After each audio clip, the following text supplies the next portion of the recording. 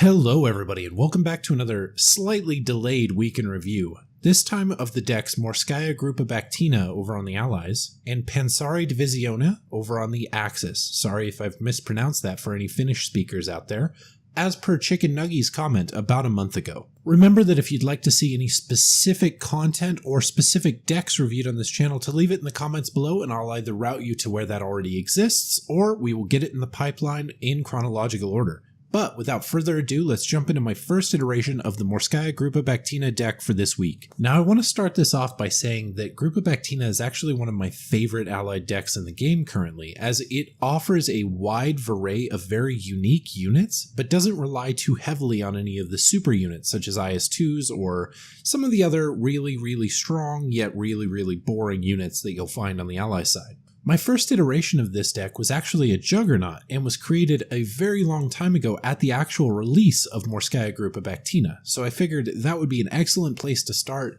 to grab this deck that I made then and see what changes I would make to it now, given my new gameplay.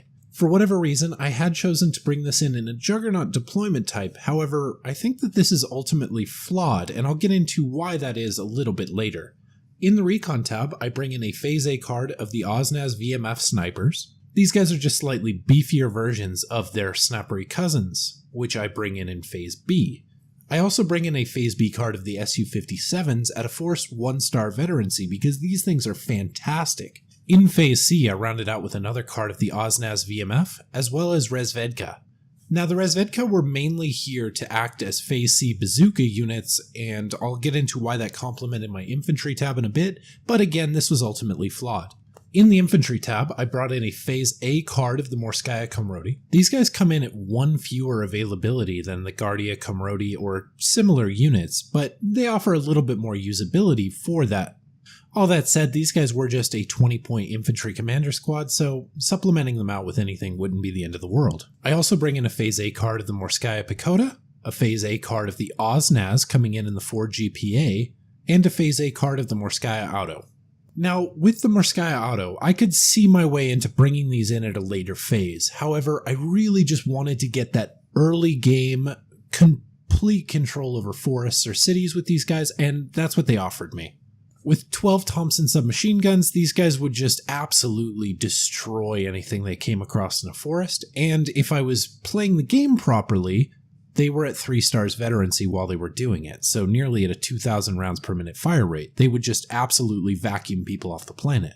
The OSNAS I used quite simply as anti-tank teams. I would immediately toggle off their SVTs, and I would use them as advanced bazooka teams because the 4 GPA is actually quite quick at delivering these guys, and they're quite sneaky if you turn off most of their weapons. My main reasoning for this is because the OSNAS are quite bad as direct infantry engagement units. They have 3 SVTs and 1 PPSH 43, and because of that, they're not going to win any awards for their ability to kill things. However, they will win awards for their 250 meter anti-tank range and their relatively high stealth rating, though it is a bit lower than Ranger Marauders for no apparent reason.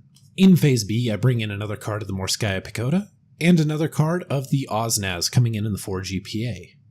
I round out Phase B by bringing in the Morskaya Sturm, just to give me another option for that Phase B, close quarters in forests or close quarters in cities fighting. In Phase C, I bring in my first and only card of Strelki, and round it all out with the, I don't even want to try to pronounce that, but the other rifleman that you get other than Morskaya Pagoda. Because of all this, I brought in the Resvedka to kind of round it all out, because the OSNAS were not going to be what I exactly needed in Phase C, and so the Resvedka became my new anti-tank team in Phase C, but it really didn't help all that much. I had a lot of anti-tank capacity in this deck, a lot more than I typically have, and I was kind of planning for something like an apocalyptic anti-tank scenario that just never really reared its head. In the tank tab, there's a lot of variants and a lot of different I'm kidding. The only card that you can pick up is the T-3476 OBR 1942, and you can pick it up in exactly one phase. And so I did it at the lowest veterancy to have the most tanks available at all.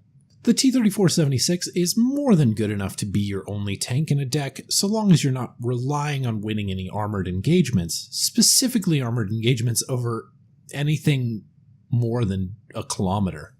However, these guys are excellent at infantry support, close-in support. They're quick, they're agile, they swivel their turret quickly. I really have no complaints I can levy on this for a 55-point tank.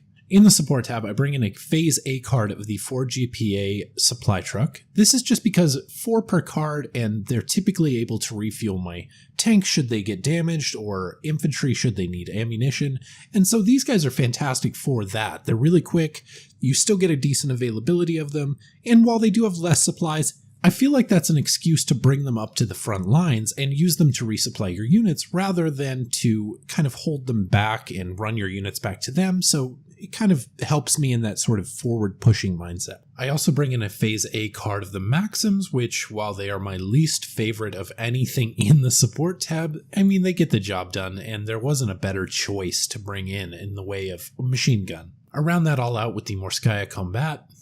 I love my infantry commanders in Phase A, and here he is. In Phase B, I bring in the 52P 353 76.2mm, and this was a much more effective version of the Maxim.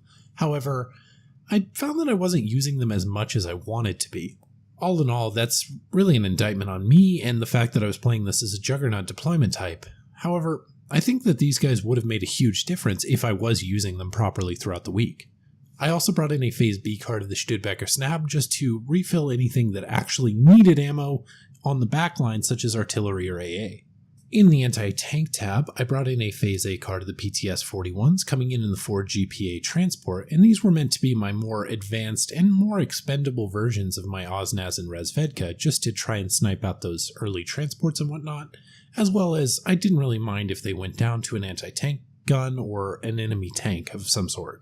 I then brought in a Phase A and 2 Phase B cards of No Star Ziz 2s, and these were my only anti-tank option, sort of hampering myself there. However, the Ziz 3 and the M42 are both phase locked to Phase C in this division, making it a very difficult division to play if you want to be able to take care of light vehicles. The Ziz 2 with its 57 does an excellent job of dealing with really heavy tanks so long as you have time to fire 4 to however many shots into it to kill it. However, the Ziz 2 reloads quite slowly compared to the M42 and doesn't do as much damage as the Ziz 3, so it kind of falls back in those two areas. Having only the Ziz 2 to bring in is kind of, stifling in this division. I really wish that it had access to a Phase A card of the M42s, a Pak 38, some low caliber AT gun that I could use to sort of supplement these in more risky situations. As it stood, I was bringing in these guys and setting them up as all of my anti-tank weapons, save for the later on F-22s, and because of that I was risking 55 points worth of a unit on sometimes something that did not deserve that kind of a risk, and they were just getting shelled to death because of it. In the anti-air tab, I brought in a Phase B and a Phase C card of the Zenart 37mm.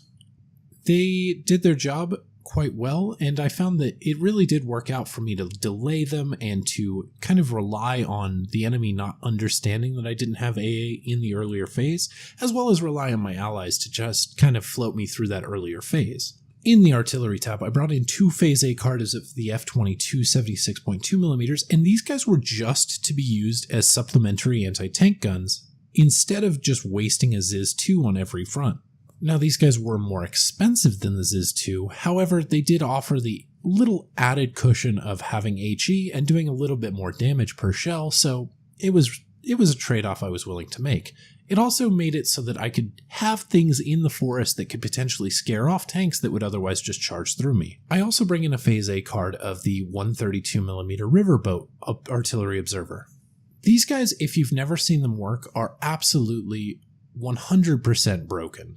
I think that these things need to either be nerfed into oblivion or taken out of the game entirely because they're just dumb to play with or against. Their drawback, end quote, is that they only fire 1 round of munitions, meaning that if you misplace it, you're not going to be in a good way. However, there are quite a numerous number of huge buffs that this thing brings to the table instead. For example, in that one salvo, they fire a tremendous amount of rockets, making it a total shit show for any units caught in that mix. I would venture to say that if you're fired upon with this weapon and anything in that circle survives that firing, you are incredibly lucky. Not only this, but if you use the barrage fire command, you can literally lock an area down for 7 minutes. For 7 of the 10 minutes in Phase A, you can lock an entire road down or an entire forest out. There is no using that road or forest. Wherever you've put that circle, it is a completely unusable spot on the map.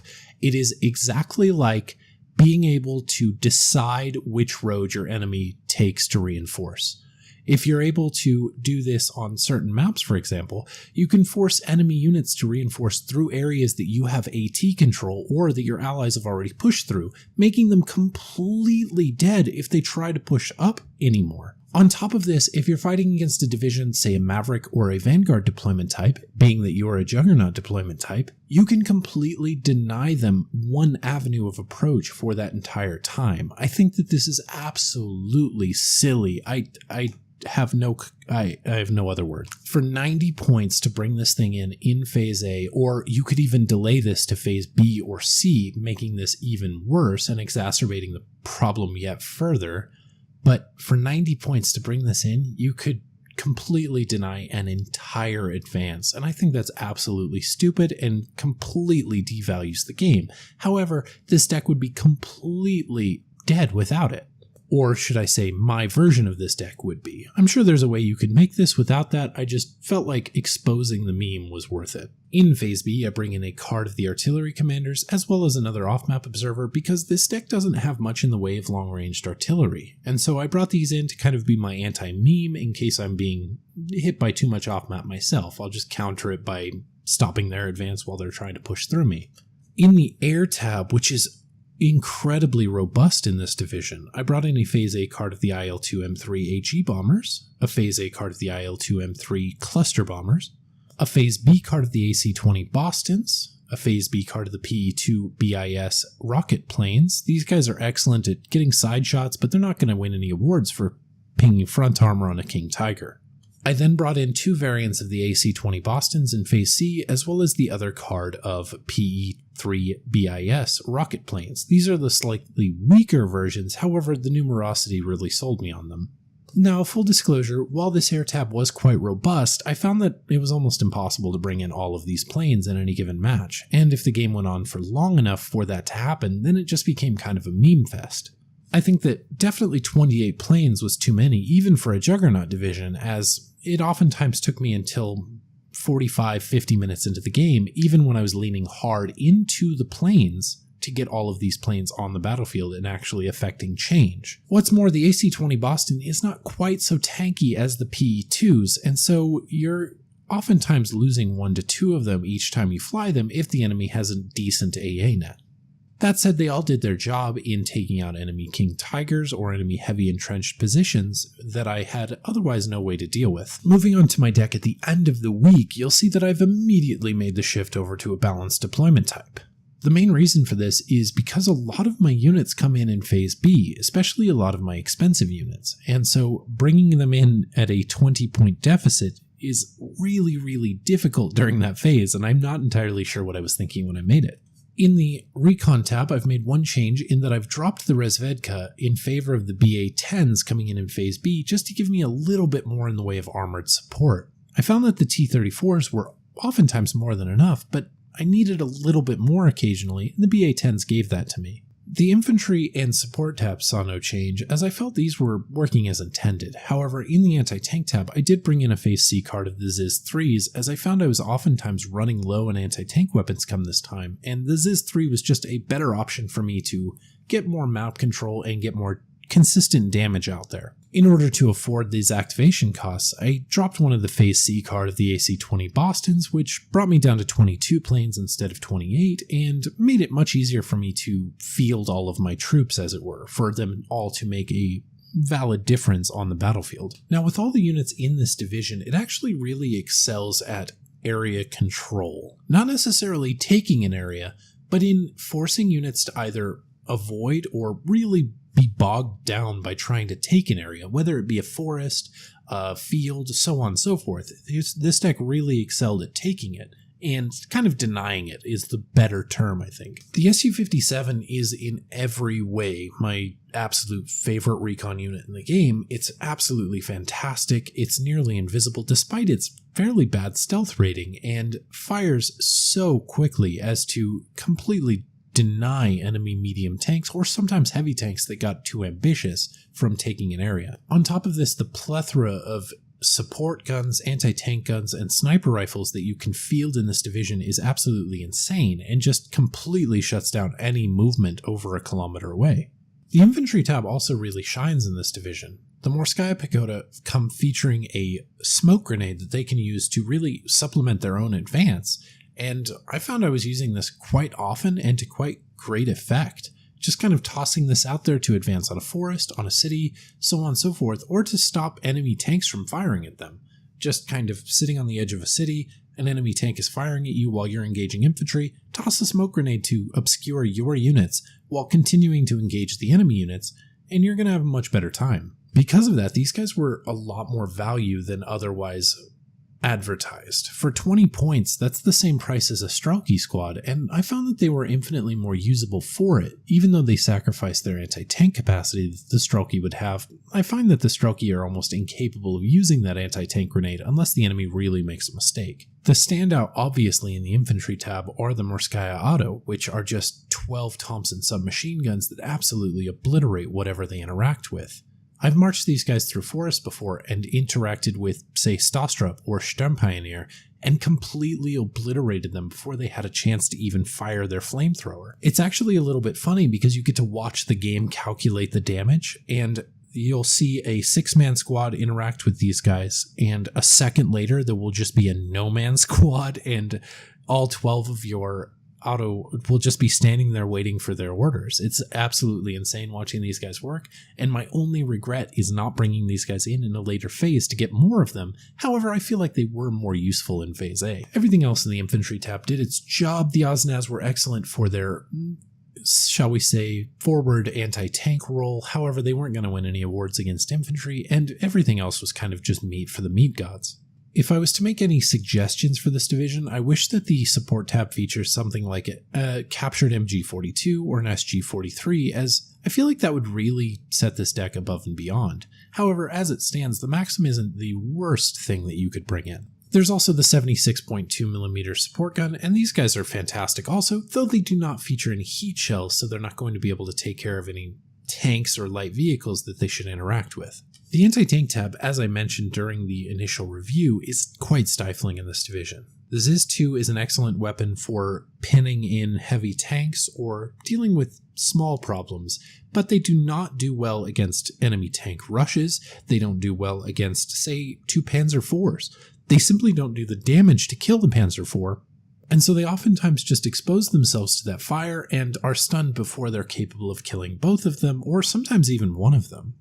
What they excel at is punishing a King Tiger that managed to show side armor to them, or punishing a Tiger for that very same reason. I honestly have no notes for the tank tab in this division. Sure, I'd love to see more T-34s or other tanks that I could use, but I find that this specific unit really complements this deck well, and I find that there are oftentimes just enough T-34s to get through a game. It also forces you into making interesting decisions with those T-34s instead of just combat marching them to their death as I otherwise would in, say, Second Guard, or a deck that would get much more of these. Maybe even Tyurina. The anti-air tab is enough. It's not going to win any awards, but it's also not bad. On top of this, the artillery tab is absolutely fantastic with the addition of that 132mm off-map observer. Just the ability to completely obliterate an area or completely deny an area for an extended period of time is absolutely ridiculous. The air tab of this division offers quite a few ways to fix small holes or to really punish the enemy's lack of tremendous AA to stop the AC-20 Bostons from just bombing a King Tiger into oblivion. Because of this, I find that this deck really excels against the likes of 21st Panzer or 16th Panzer, so long as neither of them is getting supported by too many 88s.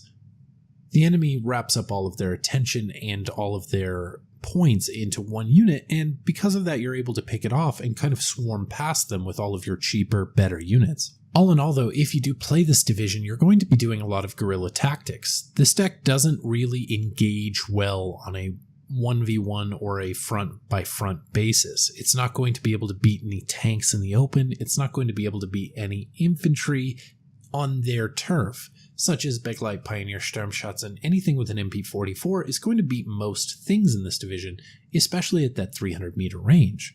I find that this deck starts to struggle a little bit in 3v3s and 4v4s for the simple reality that the enemies are more capable of helping an ally that's fallen to shreds, or more capable of helping them push through a specific area. I think this deck does very, very well in 2v2s in that it won't win the front outright. However, you're capable of denying large swaths of land and answering most any problem while taking forward ground. It's absolutely fantastic at that sort of thing. However, it does not react well if it begins being double teamed or even triple teamed, or say artillery from another front comes smashing down into your AT guns, which you have a very limited quantity of. With all that in mind, while I had a lot of fun playing this division, I would say that it's one of the more difficult divisions that I played, simply because of the tactics you have to rely on to actually make it work. This isn't your typical IS-2 division where you can sit a heavy tank out there, have it bounce shots off of it all day, and slowly but surely kill all of the enemy Panthers.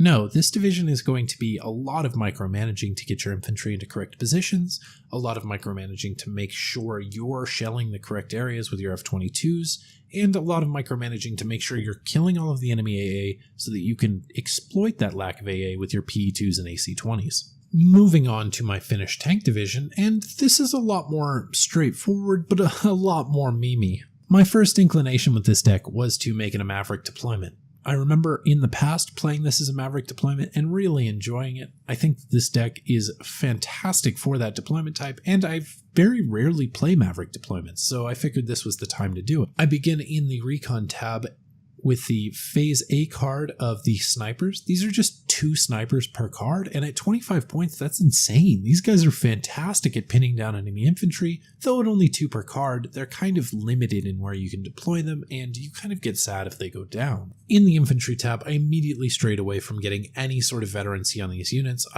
They were just meat, and the availability in that tab really supported that. I brought in a Phase A card of the Yakari, as well as a Phase A card of the Nostovaki. Both of these guys feature Molotovs, and because of that, they're going to excel in those close quarters combat. What's more, they both feature a fairly decent armament. Even the Nostovaki, which are otherwise disheartened units, really excelled in this division for the points I was paying for them. In Phase B, I brought in a card of the Kavari, as well as a card of the I'm not even going to try Sturmpioneer. These are just another typical phase. The Kavari came in as my dedicated anti-infantry squads, my mid-ranged engagers. However, these guys do not feature a Molotov or any real close quarters options, so they were just riflemen at best. The Sturmpioneer, however, did offer me that close quarters engage during this phase, and they did it well. I have no really complaints about them. However, they are a bit pricey for what they bring to the table, being that they can't engage anything very, very decently beyond 100 meters. In Phase C, I round it all out with 2 more cards to Yakari, just to give me that versatility in the later phase, as well as more meat.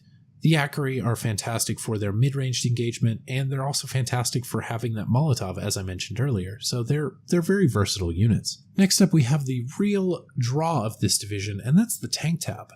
I went a little crazy and brought in 96 tanks, though most of them are T-26s, so hardly even tanks, more like armored vehicles. It was at this point that I decided to lean hard into not having a commander, though you'll find I've remanded that statement later. But in Phase A, I bring in a card of 1-star T-28Es. These may very well be the slowest tanks that I've ever used, and I wasn't in love with them throughout the entire week. I also brought in the T-34-76s in Phase A, 1-star veterancy, 4 per card. Absolutely fantastic for the unit that you can bring in at 50 points. I also brought in a Phase A card of 1-star Sturmy, which is just a Stug 3, as well as a Phase A card of the T-34-85, again at 1 star. These guys have the APCR shells, and I really didn't want them to miss, so I brought them in at 1 star, and you only lose 1 availability for doing it, so it seems like a win-win. In Phase B, I brought in 2 cards of the T-26Bs, both at 1 star, I believe forced veterancy, as well as a card of Panzer IVs and another card of the Stugs. This phase was fantastic. Not only is it my Maverick deployment phase, but also these T-26s in whatever it was, 10 balls or 15 balls sometimes, are capable of completely overwhelming a front of all of their anti-tank weaponry. And so occasionally during playing this division, I would control click these guys, send them to another front, and then just look over there and find that most of them had survived and completely obliterated an enemy on their way up. A large part of this division, at least the way that I played it, relied heavily on those sort of blitzkrieg tactics of rushing up a tremendous stack of units and praying that the enemy units are incapable of dealing with it. At one point during the week, I rushed up 15 of these guys on an IS-1, and while we had no chance in hell of killing it with the T-26, we just surrounded it and eventually surrendered it out. It simply couldn't fire fast enough to kill these guys. In Phase C, I bring in another card of the T-26Es, and that was because I wanted a cheap tank option in that later phase to try and hold everything together in my weakest activation point phase. In the support tab, I brought in a Phase A card of the Maxims, as well as a Phase B card of the Maxims. Again, not going to win any awards, but, they were there. They were some sort of infantry support gun, and so I brought them in. I also brought in the card of ISU 152, which I otherwise despise in most Russian divisions, but given how unique it is in this division, and given how I really needed something to do what the 152 does well, and that's kill infantry, I brought it in. It also pinged a few tanks here and there, and so I can't be too mad at it in this division. I brought in, for some reason, 2 cards of Phase B supply trucks, and I'm not even entirely sure why I did this. I think I meant to bring one in Phase C, but kind of misclicked, and so there they are. I rounded it all out with the BT-42, which, if you've seen my no-brainer inclusions, is a fantastic unit with kind of a hidden side effect. It brings in the flame shells, and while Eugen has gone ahead and nerfed fire toggling, making it much slower on firing, shall we say, it's still an excellent unit for pinning down infantry, and at 60 points, it's going to win you almost every infantry engagement that you bring it up to. In the anti-tank tab, I bring in a card of the M42s in Phase A, as well as a card of the Panssaridivisioona. The Panssaridivisioona were there simply because I didn't have another Panzerschreck option in this division. These guys are not stealthy, being that they come in at a gigantic squad of beings. However, they are your only Panzerschreck option, and other than that, you only have the Eladi L39 squads, which come in the same shitty Ford transport, and so aren't going to get to the fronts in time to actually matter for their Ladi. I also bring in a Phase A card of the Pak-38 and a Phase A card of the Pak-40. The anti-tank tab in this division is kind of lackluster, but it gets the job done, so I can't complain too much. In the anti-air tab, which, speaking of lackluster, I brought in the Flak 38s in Phase A, and in Phase B, I brought in the Lenswerk Anti-2, which, for all accounts and purposes, it's just a mobile wagon, but a little bit worse, and it did its job. I don't know, it dissuaded enemy air raids, but I found that I wasn't using these guys all that often or all that effectively. In the artillery tab, I lost my mind and brought in a Phase B card of the Morzer artillery observers, and I don't know why I thought this was a good idea. Artillery planes are probably more prone to death than superhero parents, but here we are. This guy oftentimes fired one shot, was shot down immediately because it travels at the speed of smell, and it really didn't affect that much change throughout the battle, so it wasn't a huge surprise when I dropped it later on in the week. In the air tab, I brought in a Phase A card of the ME-109s. These guys were just to kind of supplement my crappy Flak 38s and try to dissuade enemy artillery observers or slower planes, as these guys weren't going to catch Allied bombers to save their lives, especially not things like the P-51s or the Tempests. I also brought in a Phase A card of the DO-17s, just a regular dumb bomber. I really enjoyed using these guys, especially in the earlier phases when not a lot of AA was set up. I brought in a Phase A card of the Ju-87 cluster bombers, and these guys were mainly there just to take out IS-2s that I might encounter, given that I was oftentimes fighting for fields that would have them in them. I would throw one of these planes away in Phase A to try and grab that early super heavy, and oftentimes that just ended up paying for itself. Trading one or two of these planes to grab an early IS-2 means that you're oftentimes going to win that initial push. In Phase B, I brought in the Blemim Mark IV, as well as the DO-17 ZTAC-2, and these are just more dumb bombers. It doesn't even matter that they have a different munition. It just click on them, click on the ground that you want, and that ground surrenders. That's really all I was using these guys for, and they excelled at that. I also supplemented these with the Me-109s, and these were my fighter-bomber variants that I was using to strafe something, maybe surrender something out, and then maybe try to kill a plane on their way out too.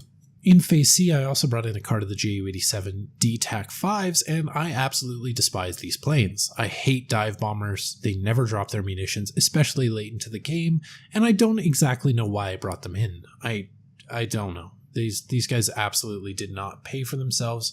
They were not good enough to bring in during that phase, and they cost 5 points more than a typical minute's income, so I don't know what I was thinking here. Moving on to my division at the end of the week, you'll see I've remained a Maverick deployment type. However, a few things have changed. In Phase A, for example, I have brought in an additional tank as well as swapped out the T-26s in favor of bringing in the KV-1s as well as a Stürmy or Stug leader. This was because I really needed my tanks to be at a higher veterancy, and I'm not entirely positive why I decided I didn't need that. In the support tab, I've also dropped one of those Phase B superfluous cards of supply trucks to bring in my commander in Phase A. I ended up going with the T-70, but I wasn't using it as a sort of forward pushing unit. I just really wanted a unit that could survive a little bit of shelling and move around with the front line as I saw fit. Infantry commanders are excellent if your front line is going to be stable, but with a Maverick deployment, especially with this tank-based Maverick deployment, I needed to be able to move up my commander with the bulk of my army, sort of staying behind it a little ways, but keeping up with it as it went. The anti-tank and anti-air tabs saw no change, as there's almost no way to make these better.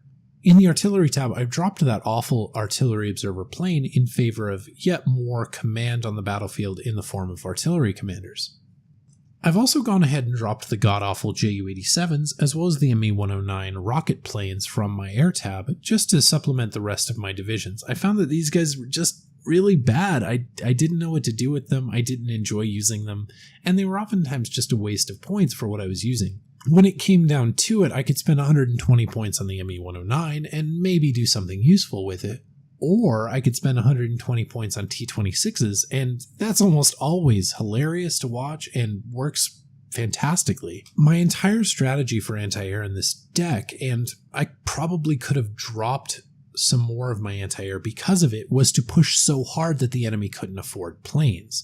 Oftentimes I was successful in this, as this division really excels at that. Where another division in a Maverick deployment might be able to bring in 1 or 2 units in Phase B with that income, I'm able to bring in somewhere between 3 to 10 units. And so long as I was diversifying those units and alternating where I was pushing to really keep my enemy on their toes, there was no way to really stop that idea. One time when I was playing this throughout the week, I ended up getting triple teamed because I exerted way too much pressure, and I kind of deserved it. I found that was oftentimes my biggest stymie, was not pushing so hard as to incur the wrath of the rest of the team.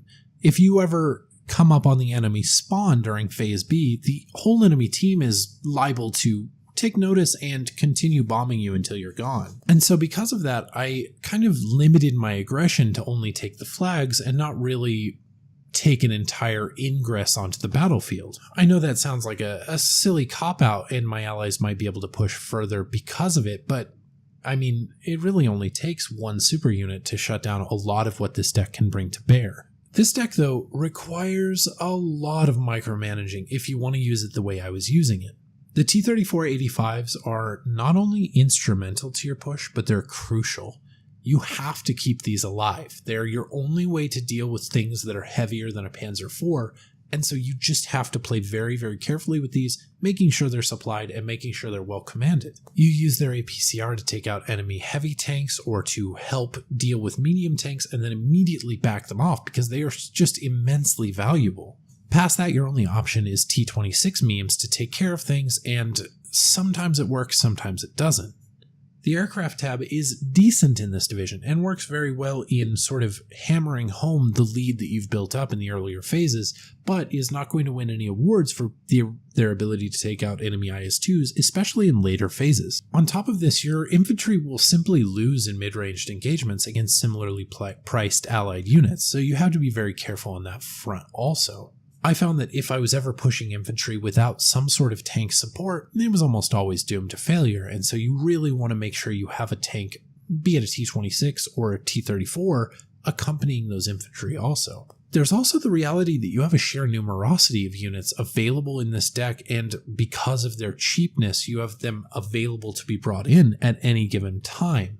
Because of this, your micromanaging skills are going to be pushed to a brim just because of the sheer number of things that you have fielded. Sure, there's the old standby of just attack, move them up the road, and oftentimes this worked more often than it should have, I should say. However, if you want to use all of these units to their fullest, you don't want to just meme rush them up the field until they get bombed to death or until the enemy anti-tank line kills them. And so that's going to require a lot of micromanaging. With this division, the fewer the players, the better. I found that almost every single time I played this in a 4v4, by the end of Phase B, I was fighting more than one enemy, and it was very, very stressful because of it.